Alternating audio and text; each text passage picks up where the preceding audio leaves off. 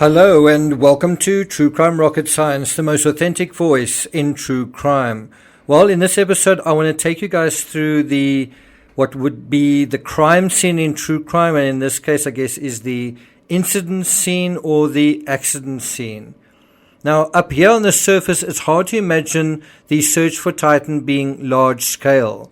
Why would it be that complicated? Surely all you need to do is find the point of descent near the polar prints, and then simply drop down, as the Titan submersible did. Drop down to the wreck of the Titanic. Follow that journey and you'll find the submersible, right? It's almost like climbing an upside-down Mount Everest in search of climbers in trouble. All you've got to do is make your way to the summit area, follow the same route that they did, which in this case, the summit is the wreck itself. In other words, if you know where the wreck of the Titanic was, then you simply head there and you'll find the snow white 22 feet, 6.7 meter long Titan. It seems logical, right? So how can the search grid be the size of Connecticut?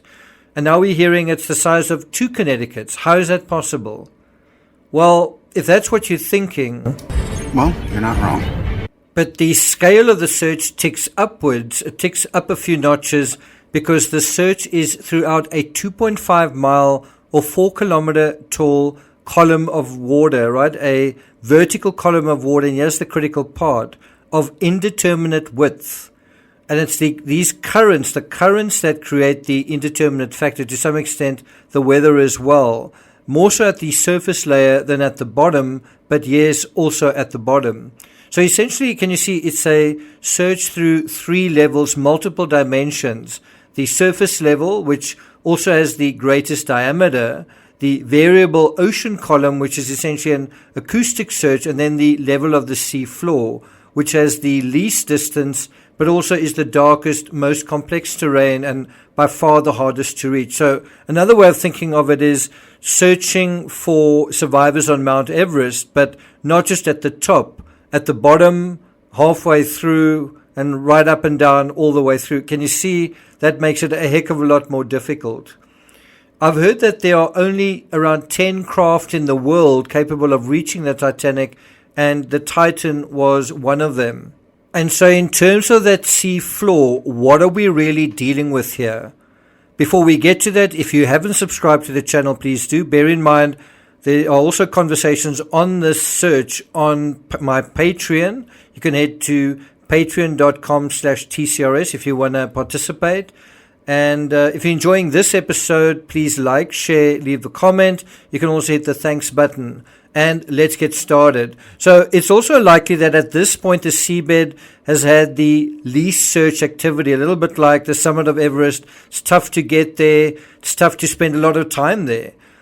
And so it's only now, as the oxygen supply on board is running out, that ROVs, robot-controlled vehicles, have just come onto the scene on the ocean floor about 90 hours later, and I guess about 90 hours too late. And I am going to take you through what a real-life rescue of this sort of thing looks and feels like. Again, to give you an idea of if it plays out, how it plays out in real time, and also what the experience is like if you survive it. So we're going to be dealing with that. The question we're asking is, if there was a catastrophic event, and I spoke about that in a previous video, then the submersible is more than likely stranded somewhere within Titanic's moon-like debris field, essentially a new grave within a mass grave. In other words, a catastrophic event means you need to be looking for this vehicle on the sea floor, not at the top of the ocean column and not anywhere in the middle. Does that make sense? So if that's the case, if we do need to be looking through that debris field, well, what are we dealing with? Are you sure you want to hear this? The wider debris field of the Titanic wreckage spans approximately 15 square miles. Think of the Titanic as a 17-story building with 2,200 people on board that falls into the water. It breaks into 2 pieces, and on the way down, it achieves tremendous speed, but then collides with the seabed in very different places. That should already give you an idea about the subtleties of ocean currents, even when dealing with extremely heavy objects. So what we are dealing with is the bow and stern of the Titanic that are more than 2,600 feet apart on the sea floor. That's about half a kilometer, around about 600 meters. And the submersible could be within that narrow core area, or it could be somewhere beyond. Bear in mind, this submersible is a lot lighter. And if it is beyond, it's potentially somewhere in a 15 square mile wider debris field. That's a debris field that's undulating. It's got trenches, it's got hillsides. The other aspect that is very different to many of the other water-related cases we've dealt with, and I think it goes without saying that those cases all dealt with shallow water cases. Kylie Rodney in the reservoir, Nicola Bulley, and by the way, an inquest in that case is coming up quite soon. Mallory Beach in a tidal river. All of these cases involved fairly shallow water. And in this case, you aren't going to have human remains floating to the surface where you're going to serendipitously come across it. And another case like that was the Lacey Peterson case.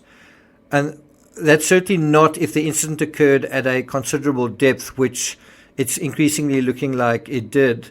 Now, just as the extreme pressure can crush steel, it would compress human remains, preventing the formation of large quantities of gas and thus preventing them from gaining flotation and also then preventing their being able to float back up the ocean column.